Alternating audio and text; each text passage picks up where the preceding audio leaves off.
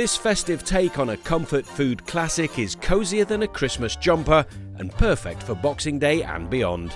It makes any Christmas leftovers feel brand new and ensures nothing goes to waste. Fry 2 large leeks and a chopped pepper.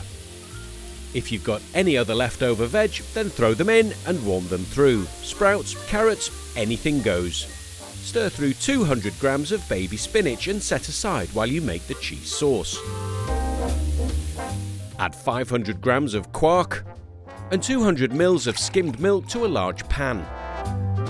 Stir in half a teaspoon of ground nutmeg and 2 level tablespoons of Dijon mustard. Season and melt in 90 grams of mature cheddar.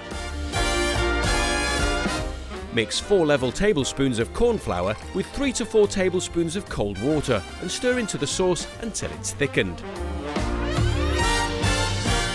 Stir through some cooked macaroni, the warm veggies, and some cooked lean ham, or whatever leftover meat you want to use up.